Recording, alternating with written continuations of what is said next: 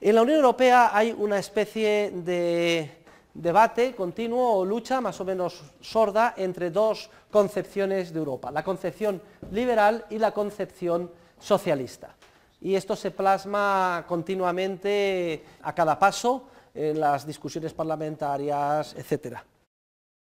La verdad es que el proyecto de la Unión Europea era un proyecto muy atractivo y surgió imbuido de espíritu liberal. La idea de la Comunidad Económica Europea en un principio se basaba en la libertad de circulación de personas, capitales y bienes. Los grandes fundadores del proyecto europeo, Jean Monnet, Robert Schuman, Konrad Adenauer, pues concibieron que desaparecieran las fronteras entre los países de Europa, de manera que se convirtieran como si fueran en regiones de una gran zona de libertad económica. Esto es lo que se conoce en un principio con el nombre de Unión Aduanera, y ahí es donde más se ha avanzado, aunque no haya terminado de ser completamente perfecta. Se han dado pasos adelante importantes en la estructura europea, como es la introducción del euro como moneda única europea, que de alguna forma supone una aproximación, siquiera sea tímida, al ideal de moneda única mundial que era el oro en su día. Pero aquí la política monetaria del Banco Central Europeo ha dejado mucho que desear. Para que se hagan una idea, había un objetivo establecido en el Tratado de Maastricht de crecimiento de la masa monetaria que no podía superar el 4,5% de una de sus medidas, que es la M3. Y sin embargo, durante muchos años, en el pasado, el Banco Central Europeo dejó que creciera por encima del 7% la masa monetaria. Y además, esa distribución del crecimiento del dinero no es nunca uniforme entre todos los países de la Unión Europea, como tampoco lo es cuando crece la masa monetaria en Estados Unidos, entre los diferentes estados de Estados Unidos,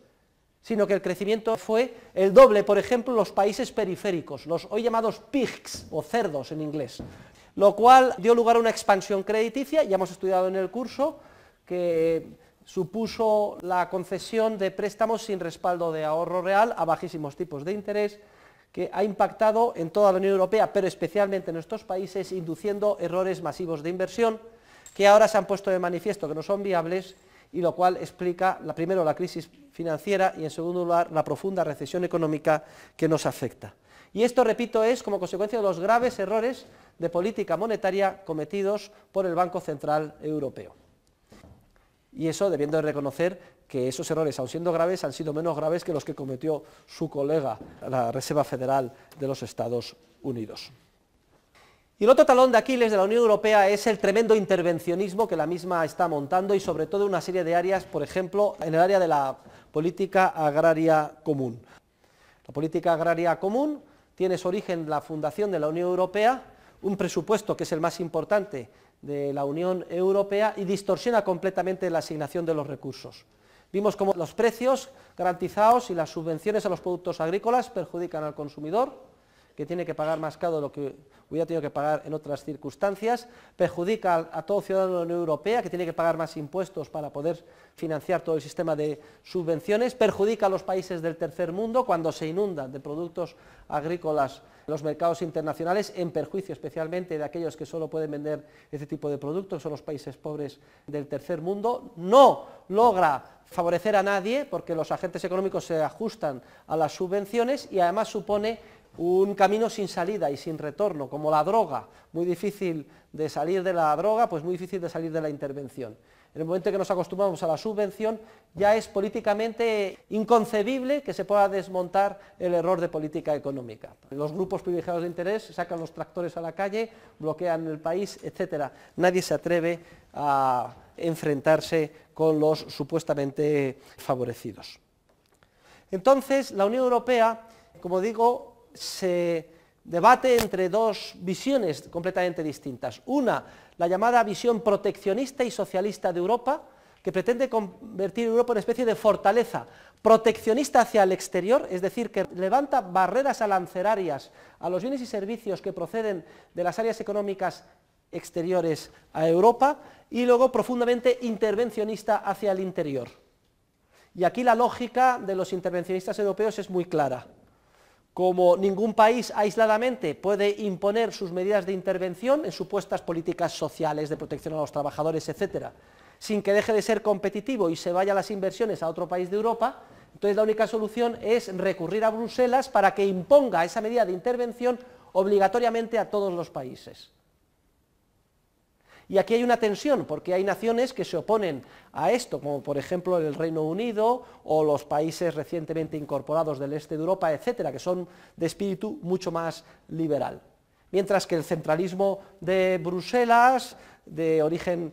básicamente francés, también con cierto respaldo en muchas ocasiones de Alemania, que tiene un estado del bienestar muy desarrollado y le interesa ser competitivo y que no le hagan competencia desleal otros países más pobres, como pueden ser España, etcétera, se empeñan en imponer esas medidas de intervención a todos los países en perjuicio de aquellos relativamente menos productivos y que con ese estado del bienestar tan generoso quedarían completamente eliminados de la competencia entre las diferentes naciones de Europa. El egoísmo, por tanto, de unos les lleva a demandar esas medidas de intervención, que además son respaldadas con mucho ahínco por un ejército de miles de funcionarios europeos, los llamados eurócratas, y una opinión pública que es, como siempre, manipulada, en el sentido de que ¿quién va a estar en contra del espacio social europeo y que todos los trabajadores europeos tengan una protección tan elevada como la que hay en Alemania? Sin embargo, repito, es un regalo envenenado, porque para los griegos, italianos o españoles esa protección tiene un coste tal que nos convertiría en países que ya dejaríamos de ser competitivos. No podemos competir con los alemanes porque somos menos productivos, salvo porque el coste de nuestros procesos productivos son más bajos. Si por vía legal se nos impone un coste de producción igual de alto que en Alemania, nos laminan desde el punto de vista competitivo. Hay que decir, no obstante, que para los países periféricos la entrada en la unión monetaria, en el euro, y a pesar del comentario que he dicho, los graves errores de política monetaria cometidos por el Banco Central Europeo, ha sido una bendición divina,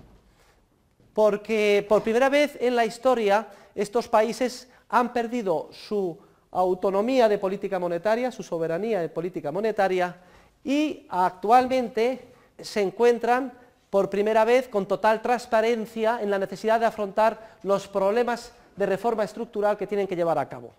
O explicado de otra manera, hasta la entrada de la Unión Europea,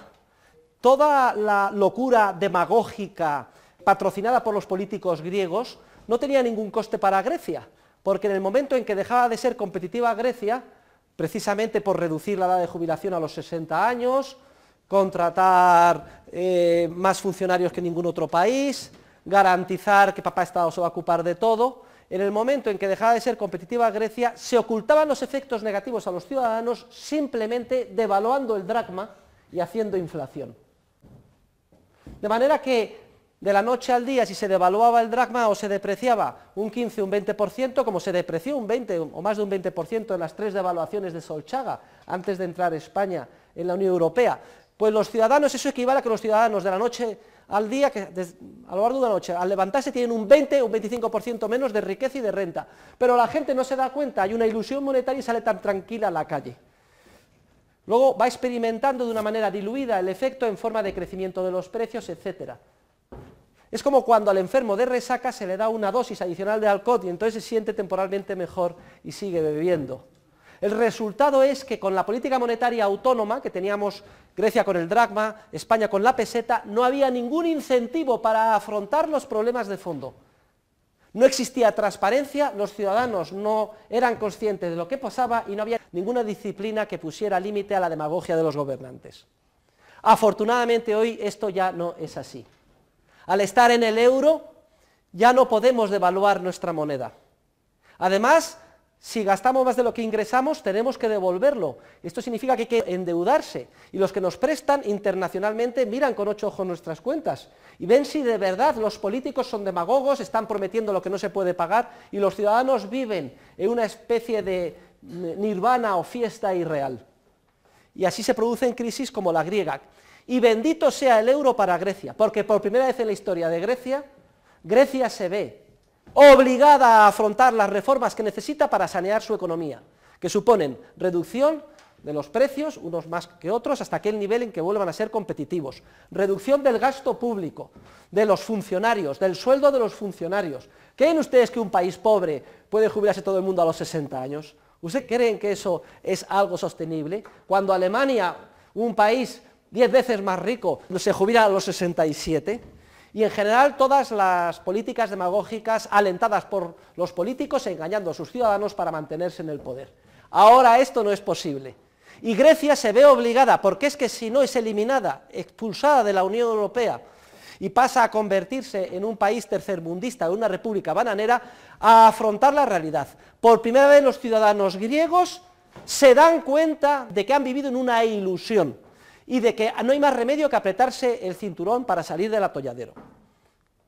de que hay que reducir el gasto público, de que las promesas de estado del bienestar que se hicieron no se pueden cumplir, de que hay que tener una economía muy flexible y productiva, con un mercado laboral muy libre, con la finalidad de recuperar capacidad competitiva para poder exportar y vender los productos en el extranjero.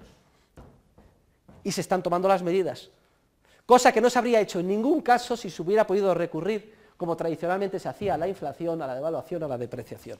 Y todo lo que he dicho en relación con Grecia es aplicable mutatis mutandi a Irlanda, a Italia y a España, salvando las pequeñas diferencias de grado que puedan existir entre los diferentes países.